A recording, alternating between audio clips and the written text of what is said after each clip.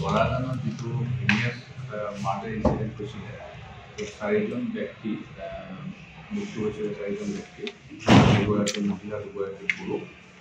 আৰু ইতিমধ্যে আপোনালোকে এই বাতৰি প্ৰকাশ কৰিছে। আজি আমি এই গোটেই মাৰ্ডাৰ কেছটো ছল্ভ কৰিবলৈ সক্ষম হওঁ। প্ৰথম যিজন দুটা এফআইআৰ আমাৰ ইয়াত এই সংখ্যাটো ৰুজু হৈছিলে।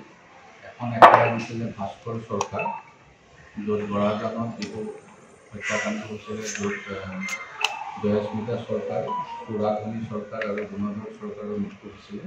সেই সম্পৰ্কে ভাস্কৰ চৰকাৰে এখন আমাক এফআইআৰ দিয়ে। এইখন এফআইআৰ হ'ল কেছ নাম্বাৰ 405/24 আৰু যিজন অনুপম সূত্ৰধৰ নগাঁৱৰ যিজন বাসিন্দা, তেওঁৰ ঘৰৰ পৰা আমি এখন এফআইআৰ পাওঁ, কুলকুল পুৰী বুলি তেখেতে এখন এফআইআৰ দিয়ে। সেই কেছ নাম্বাৰটো হ'ল 406/24।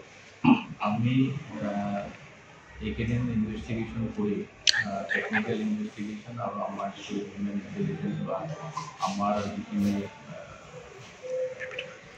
তথ্য আমি ঘটনাস্থলীত পাওঁ, গোটেইখিনি আমি চালি জাৰি চাই আমি এইকেইদিন কেইবাজন ব্যক্তিক জেৰা কৰোঁ।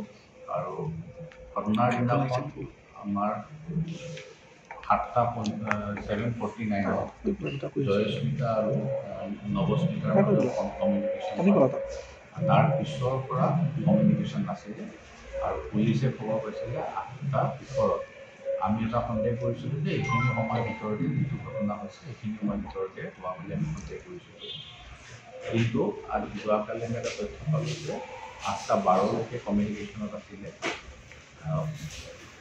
ইণ্টাৰনেট কমিউনিকেশ্যনত আছিলে জয়স্মিতাৰ মৃত্যুৰ আগতে। আৰু সেইটোৰ ভিত্তিতে আমি যিজন প্ৰথম ব্যক্তি আছিলে অমল চৰকাৰ, তেওঁক আমি জেৰা কৰোঁ। আৰু তেওঁ আমাৰ আগত স্বীকাৰোক্তি দিয়ে যে যেতিয়া তেওঁৰ ঘৰটো এই ঘটনাস্থলীৰ 4টা পৰা ঘৰত, আৰু তেওঁ পিছফালে যেতিয়া পেচাব কৰিবলৈ গৈছিল তেতিয়া তেওঁ শব্দ শুনা পায়, চিঞৰ শুনা পায়, তেওঁ ঘটনাস্থলীত যায়। আৰু সেই সময়তে তেওঁ প্ৰত্যক্ষ কৰে যে অনুপম সূত্ৰধৰে সুৰাধনী চৰকাৰক কাটি থকা প্ৰত্যক্ষ কৰে আৰু তেওঁক বচাবলৈ যায় পিছফালৰ পৰা ধৰে, তেওঁকো আঘাত কৰে, তেওঁ ভৰিত অকণমান আঘাত পায়।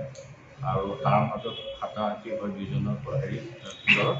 আৰু যিখন দা দি হত্যা কৰিছিলে সেইখন দা দিয়ে অমল চৰকাৰে তেওঁকো হত্যা কৰে। তাৰপিছত তেখেতৰ যিখিনি হাতত বা গাত তেজ লাগে সেইখিনি তেওঁ আনি পেলাই পুখুৰীটোত থয়। আৰু যিটো চোলা আৰু যিটো গেঞ্জি পিন্ধি আছিলে তেওঁ সেইটো আমাক জ্বলাই দিয়া বুলি আজি স্বীকাৰোক্তি দিছে। এতিয়া আমাৰ এইখিনিলৈকে তদন্তত পাইছোঁ। গতিকে অনুপম সূত্ৰধৰে নগাঁৱৰ পৰা গৈ বৰাজানত গৈ তেওঁ 3জন ব্যক্তিক হত্যা কৰে।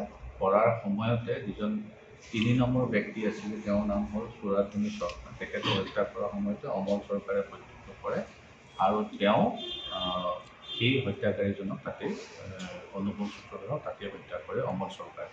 এইখিনিলৈকে আমি তদন্তত পাইছোঁ কৰিম। আৰু তেওঁ বাকী যিখিনি আমি তথ্য তেওঁৰ পৰা আমি ল'ব লাগে সেইখিনি কালিৰ পৰা আমি তথ্য লোৱাৰ প্ৰক্ৰিয়াটো আৰম্ভ কৰিম। আৰু আমাৰ এই কেছটো খুব চিৰিয়াছলি লৈছিলে, আমাৰ ছিনিয়ৰ অফিচাৰসকলো আহিছিলে আৰু তেওঁলোকে চুপাৰভাইজ কৰিছে। আমি প্ৰত্যেক দিনাই বেলেগ বেলেগ ব্যক্তিক সোধ কৰিছোঁ, কৰি পেলাই সেইখিনি আমি এতিয়ালৈকে তথ্য পাইছোঁ। তেওঁলোকৰ এটা ৰিলেশ্যন আছিলে আৰু সেই ৰিলেশ্যনটো বিভিন্ন কাৰণত ব্ৰেকআপ হোৱাৰ পিছত তেওঁলোকৰ মাজত এফআইআৰ কেছ দিও হয়। আৰু সদৰ থানাতো কেছ চলি আছিলে। 23 চনত তেওঁলোকৰ কেছ এফআইআৰ দিয়া হৈছে। আৰু তাৰপিছত এই বছৰ মে'-জুন মাহত তেখেতৰ বিবাহ ঠিক হৈছিলে। বিবাহ ঠিক হোৱাৰ পিছৰে পৰা অনুপম চৰকাৰে বিভিন্ন ধৰণৰ ভীতিগ্ৰস্ত কৰি আছিলে তেখেতক, আৰু তেখেতৰ হ'বলগীয়া স্বামীৰ ঘৰত গৈও দাবী ধমকি দিয়া আমাৰ তথ্য আছে, ভিডিঅ' ফুটেজ আছে যে ছোৱালীজনীৰ লগত বিয়া হ'ব নালাগে। আৰু ঠিক তেনেকৈ যিদিনাখন হত্যা হৈছে সেইদিনাখনো তেওঁ ছুটীত যোৱা কথা আছিলে, ঘৰত থকাৰ কথা আছিলে। কিন্তু পিছদিনাখন তেওঁৰ ছুটী গ্ৰাণ্ট নোহোৱাৰ কাৰণে তেওঁ থাকিবলগীয়া হ'ল কাৰণে তেওঁ ৰক্ষা পৰে। আৰু এই যে কথাখিনি তেওঁ যে আক্ৰোশমূলক এটা মনোভাৱ লৈ আছিলে সেইখিনি বিভিন্নজনৰ ব্যক্তিৰ আগত ল'ৰাজনক তেওঁ প্ৰকাশো কৰিছে। আৰু যিজন তেওঁ হ'বলগীয়া স্বামী তেওঁকো তেওঁ নিজে অনুপম সূত্ৰধৰে ঘৰত গৈ দাবী ধমকি দিয়াৰ ভিডিঅ' ফুটেজ আছে।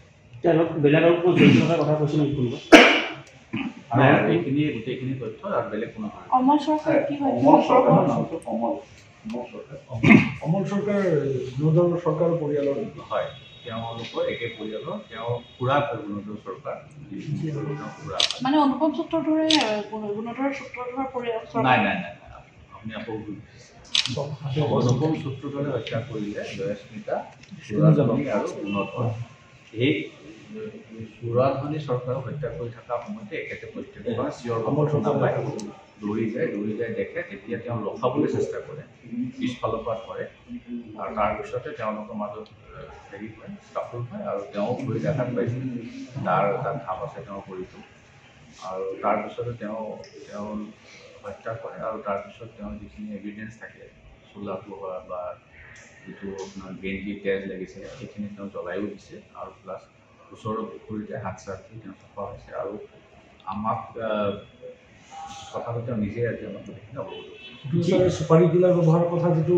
সন্দেহ কৰা চুপাৰী এইটোতো আমি কেতিয়াও সন্দেহ কৰা নাই এইটো সংবাদ মাধ্যমে সন্দেহ কৰিছে আমাৰ ফালৰ পৰা কেতিয়াও কাকো কোৱাও নাই বা আমি এনেকুৱা সন্দেহ কৰা লোকক আটক কৰা হৈছিল বাকী কেইজনক নাই আমি 5 জন নহয় আমি পৰ্যায়ক্ৰমে আমি সদায় 3-4জনকৈ ব্যক্তি সোধা পোছা কৰিছোঁ আৰু যিমানখিনি আমি টেকনিকেল ইনপুট পাইছোঁ বা যিমানখিনি আমাৰ সেই ঘটনাটোৰ লগত বা সেই পৰিয়ালটোৰ লগত বা অনুপমৰ পৰিয়ালৰ লগত যিখিনি আমাৰ মানুহ জড়িত আছে সকলোকে আমি প্ৰস্তুত কৰিছোঁ যিহেতু প্ৰহাৰ কৰা হৈছিলে সেইটো পাইছিলে যিকেইটা প্ৰহাৰ কৰা হৈছিলে এখন দায়ে গোটেইকেইটা প্ৰহাৰ কৰা হৈছে সেইখন আমি চিজ কৰি এতিয়া ফৰেন্সিক এক্সামিনেশ্যনৰ কাৰণে ইতিমধ্যে আমি হায়দৰাবাদলৈ প্ৰেৰণ কৰিছোঁ স্যাৰ ৰূপৈ থান কেইজন আছে এতিয়া অমল চৰকাৰে আছে অমল চৰকাৰ এলায়েন্স বাবুল চৰকাৰ নেকি হয় বাবুল চৰকাৰ এলায়েন্স বাবুল চৰকাৰ কেছ নম্বৰ দুটা কেছ এটা হ'ল যিটো ভাস্কৰ চৰকাৰে দিছে সেইটো 405/24 আৰু যিটো অনুপমৰ পৰিয়ালে দিছে তুলতুল পুৰী তেখেতৰ বায়েক সেইটো 406/24 যিকোনো খবৰৰ বাবে যোগাযোগ কৰক 7099017330 অথবা 7099017390 নম্বৰত।